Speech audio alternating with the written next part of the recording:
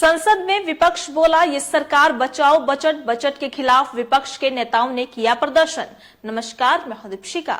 संसद में 24 जुलाई यानी आज मॉनसून सत्र का तीसरा दिन है। कल वित्त मंत्री ने बजट पेश किया था। बुधवार को सुबह सदन शुरू होने से पहले विपक्ष के नेताओं ने संसद के बाहर केंद्र सरकार के बजट के विरोध में प्रदर्शन किया। इंडिया ब्लॉक के नेताओं ने कहा कि इस बजट से 90% देश गायब है। सिर्फ बिहार और आंध्र प्रदेश को खुश किया गया है, क्योंकि यहाँ के मुख्यमंत्रियों के भरोसे केंद्र की सरकार चल रही है। ये मोदी सरकार बचाओ बजट है। लोकसभा और राज्यसभा की कार्यवाही शुरू होने के बाद सदन में भी बजट को लेकर हंगामा हुआ। प्रश्नकाल में राज्यसभा में चर्चा के दौरान विपक्ष के नेताओं ने वॉकआउट किया। वे वित्त मंत्री निर्मला सीतारमण के खिलाफ शेम शेम का नारा लगाते हुए सदन से बाहर चले गए। कांग्रेसी मुख्यमंत्रियों ने नीति आयोग की मीटिंग का बायकॉट भी किया। वहीं वॉकआउट से पहले खरगे बोले कि ये बजट सिर्फ कुर्सी बचाने के लिए है। जी हां, बता दें कि बजट पर विपक्ष के राज्यसभा से वॉकआउट से पहले नेता विपक्ष मल्लिकार्जुन खरगे ने कहा कि ये बजट कुर्सी बचाने के लिए है। हम इसकी निंदा करेंगे और इसके खिलाफ विरोध प्रदर्शन करेंगे। मल्लिकार्जुन खरगे ने कहा कि ये बजट सिर्फ अपने सहयोगियों को संतुष्ट करने के लिए है। उन्होंने किसी को कुछ नहीं दिया। सुनिए क्या कुछ कहा मल्लिकार्जुन खरगे ने। ये जस्ट टू सेटिस्फाई उन्होंने किया, लेकिन उससे कोई फायदा होने वाला है? सड़क भैया अरे सबको कुछ नहीं दिया है। तो सुना आपने। बता दें कि प्रियंका बोली कि बजट किसानों, गरीबों और मध्यम वर्ग के खिलाफ।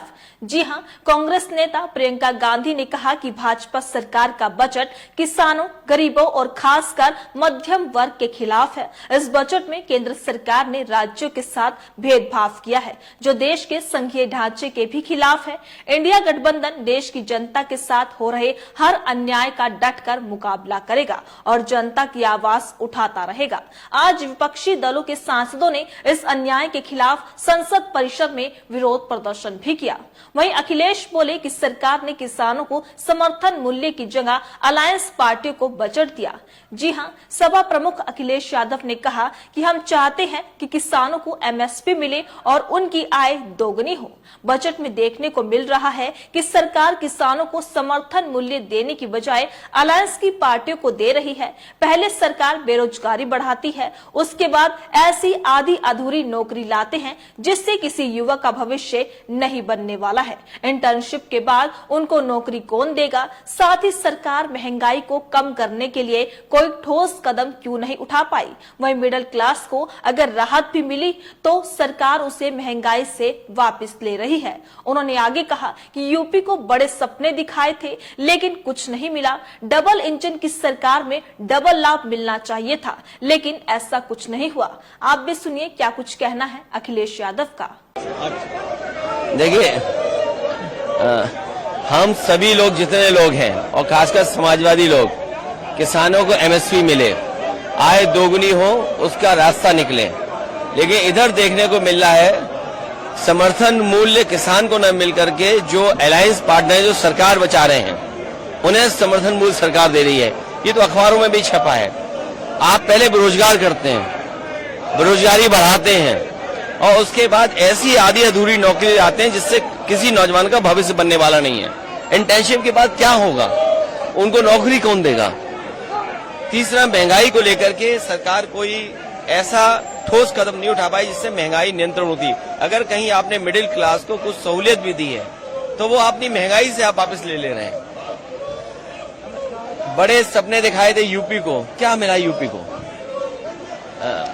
डबल इंजन की सरकार, तो डबल लाभ मिलना चाहिए था, दिल्ली का लाभ, लखनऊ का लाभ। लेकिन लगता ये है कि दिल्ली अब लखनऊ की तरफ नहीं देख रही है, या लखनऊ वालों ने दिल्ली वालों को नाराज कर दिया। उसका परिणाम हमें बजट में दिखाई दे रहा है। तो डबल इंजन का क्या फायदा हुआ? बिहार जा रहा है विकास, यूपी को क्यों छोड़ रहे हैं आप? बाढ़ अगर बिहार की रोकनी है तो नेपाल की बाढ़ रोके बिना और यूपी की बाढ़ रोके बिना आप बिहार की बाढ़ कैसे रोकेंगे? तो आपको पहले यूपी की बाढ़ रोकें, नेपाल की बाढ़ रोकें तो बिहार की बाढ़ अपने आप रुक जाएगी। तो सुना आपने। बता दें कि वहीं आम आदमी पार्टी के राज्यसभा सांसद संजय सिंह ने कहा कि ये बजट निराशा से भरा हुआ है, सरकार हर मोर्चे पर फेल हुई है और देश का हर वर्ग इस बजट से निराश हुआ है। संजय सिंह ने कहा कि किसानों को एमएसपी दोगुना होने की उम्मीद थी, नहीं की गई। देश के नौजवानों को अग्निवीर योजना के समाप्त होने की उम्मीद थी, वो भी नहीं की गई। महंगाई कम करने के लिए कुछ प्रभावी कदम उठाने की उम्मीद थी, लेकिन वो नहीं हुई। शेयर मार्केट में निवेश करने वाले लोगों पर भी टैक्स बढ़ा दिया गया। तो आप देख सकते हैं कि संसद में आज मॉनसून सत्र का तीसरा दिन है। कल वित्त मंत्री ने बजट पेश किया। आज सदन शुरू होने से पहले विपक्ष के नेताओं ने संसद के बाहर केंद्र सरकार के बजट के विरोध में प्रदर्शन किया। इंडिया ब्लॉक के नेताओं ने कहा कि इस बजट से 90% देश गायब है, सिर्फ बिहार और आंध्र प्रदेश को खुश किया गया है, क्योंकि यहाँ के मुख्यमंत्रियों के भरोसे केंद्र की सरकार चल रही है। ये मोदी सरकार बचाओ बजट है। इस खबर को लेकर आपकी क्या राय है? अपनी राय कमेंट बॉक्स में लिखकर हमें जरूर बताइएगा। इसी तरीके से देश और दुनिया से जुड़ी हर छोटी से बड़ी अपडेट के लिए FBN यानी फ्रंटलाइन ब्रेकिंग न्यूज के साथ बने रहिएगा। धन्यवाद।